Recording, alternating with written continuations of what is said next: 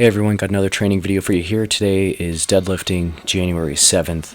Going to show you basically the entire session except for the biceps work, because I'm pretty sure you guys all know what hammer curls and easy bar curls look like. So this is my T1 lift, working up to a 5 rep max from a 3-inch deficit. This is my final warm-up. You're seeing here, 455 pounds on the bar. Goes up pretty easy. A lot of people are going to argue against a high deficit deadlift, saying it's not specific enough for deadlift training. My argument against that is strong, and if you are pulling from a high deficit, it's going to make you very strong. And so, while yes, if you're approaching a meet, you should probably be pulling from the flat, or at most a very low deficit, like 1 inch, in the quote off season, and where you're not in a meet preparation phase.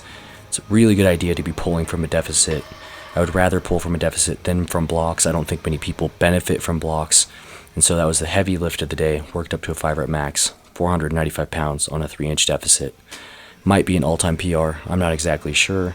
After that, dropped to 85%. So this is technically a T2 lift. However, it will be progressing into a T1 lift because of its volume and because of its intensity. So the volume will go down, the intensity will go up. This is the final set. I did 3 sets of 4 reps, repped out the last one, and I got 8 here. I probably could have pushed for 9 or 10, but I'm feeling a little bit under the weather, so I decided to cut it at just 8.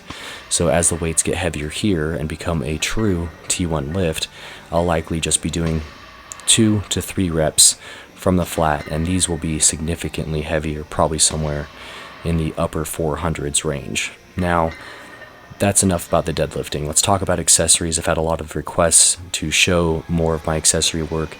This is a fun one here. I'm going to be doing this and trying to make this a lot stronger. I had once squatted 405, and that was my best front squat. And since my knee explosion, my front squat has gone to shit. I had a projected expectation of 295 for a working weight here. However, I just couldn't get that for the number of reps I wanted in the T2 range.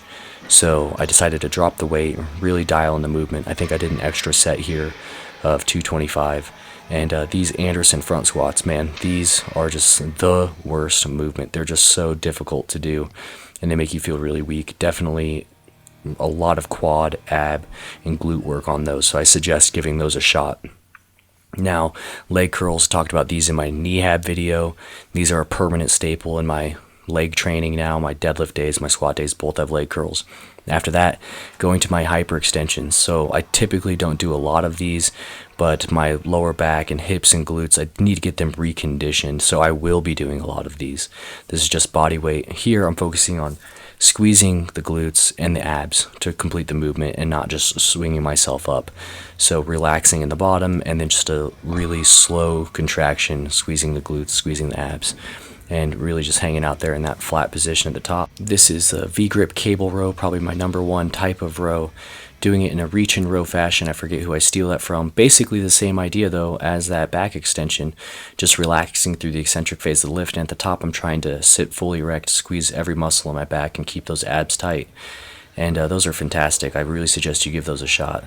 This is a lat pull down variation. Some people call this a cable pullover. Essentially on this, you're trying to over exaggerate your bench bar path, and then when you pull down, pull those elbows back. It's like you're getting in a really tight position for the bench press. So while this is an accessory on my deadlift day and it trains a muscle group that is really important for the deadlift, you can do it in a way that's also going to have carryover to your other lifts as well. Because ultimately your back ties your upper and lower together, and if your back is strong, I'm pretty sure all your other lifts are going to be strong as well. And that's the beauty of training with my method. And this video, this workout, is a preview to some programming I will be putting out. And that's not something I do very often, so keep your eyes peeled for that. Thanks for watching. Hope you learned something.